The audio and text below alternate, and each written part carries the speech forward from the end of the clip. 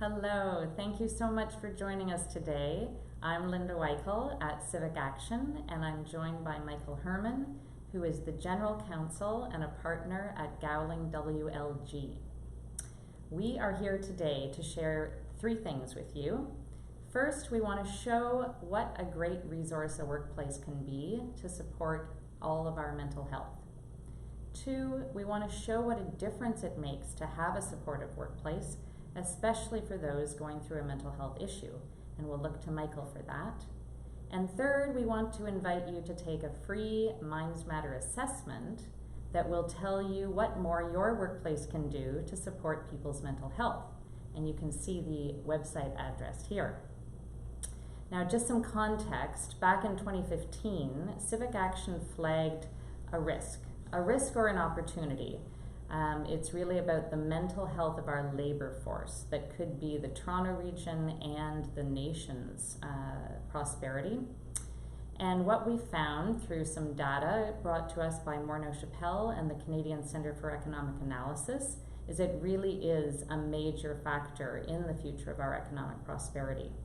We found that 1 in 2 people in the Greater Toronto and Hamilton area have experienced a mental health issue in their lifetime. Of those people with a mental illness, 82% reported that it impacts their work.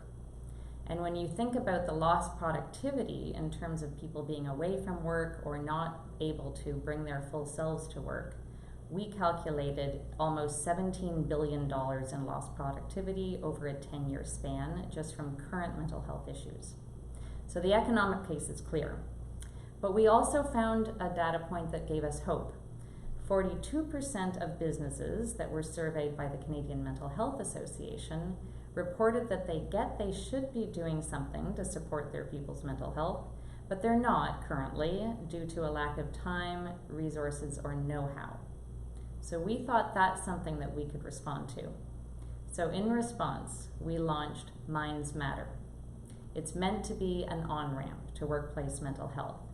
And we developed this with the Mental Health Commission, Morneau Chappelle, a great group of employers and people with lived experience. It's the basis of the program is an online assessment that anyone can take. It's free, it takes 3 minutes, and it asks questions about what your workplace may be doing currently to support people's mental health. Based on how you answer the questions, you immediately get sent an email with 3 recommended actions of what more your workplace can do with links to existing resources. So it's really meant to take all the guesswork out and give you some concrete steps of what your workplace can do. But to give you a sense of what difference it makes and what's at stake, we are very happy to have Michael Herman with us here today, and I'd like to ask Michael a few questions. Michael, tell us how you were feeling a few years back and how it was affecting your work. Linda, about the beginning of 2016, I started experiencing a number of long-lasting colds and viruses. They wouldn't go away, then they go away for a few weeks and come back. I started to have severe digestive problems. I started to lose a lot of weight. I lost all of my focus and concentration, which made it very difficult for me to do my work. And my energy was totally depleted. And so it was a really rough time for me.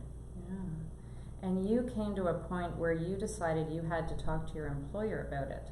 So I'd love to hear what you did and what they said in response.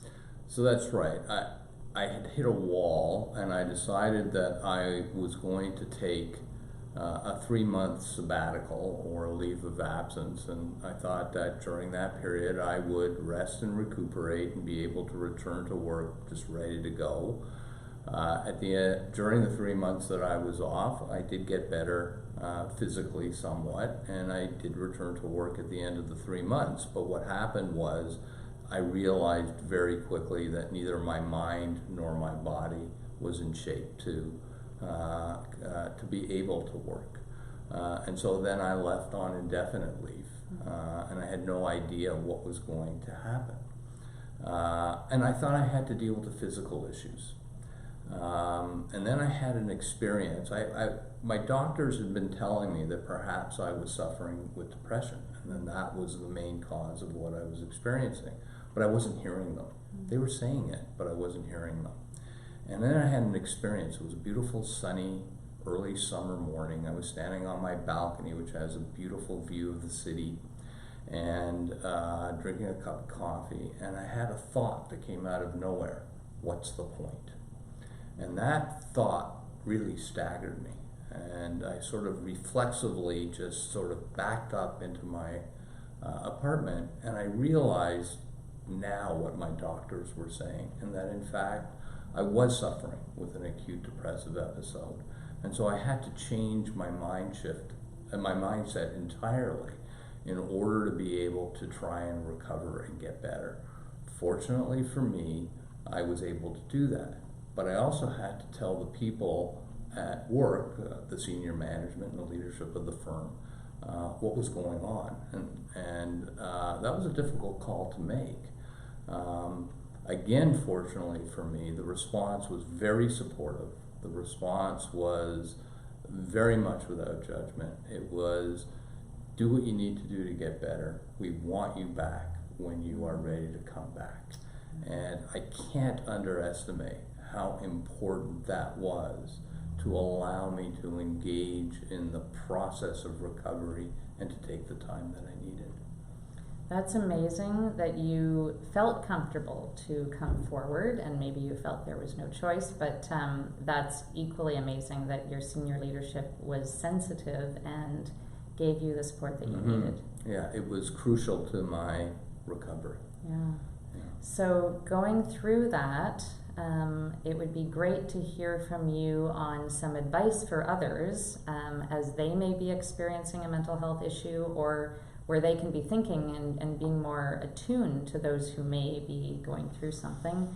What could they learn from your experience? So for me, it's about the lessons that I learned. And there are a number of important lessons that I learned. The first is that I think it's important that leadership aspire to factor in mental health into the decisions they're making regarding their business. To factor in the effect that decisions are going to have on the mental health and wellness of the people within their organization. Secondly, I think it's really important that the organization make it safe for people to come forward, that they'll be treated with respect, that they'll be treated without judgment, and that they will be valued within the workplace community. And because that safety is something that people who are struggling in silence need to know is there.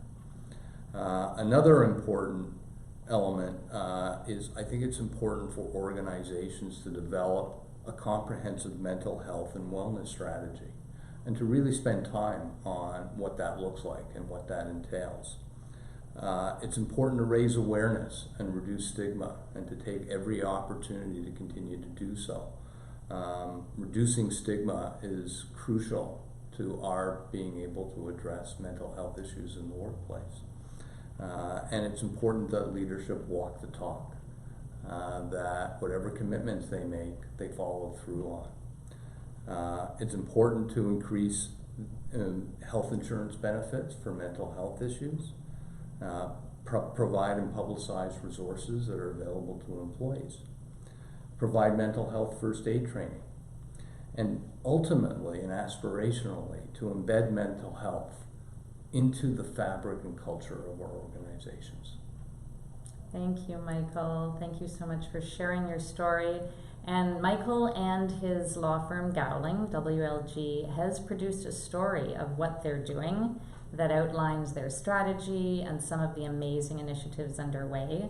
You can find that on CivicAction's website at www.civicaction.ca/mindsmatter.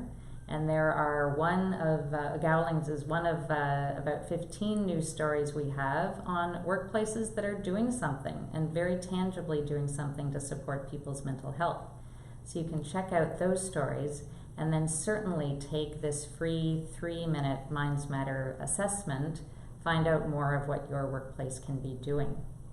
So Michael, thank you for sharing your story, and thank you everyone for tuning in.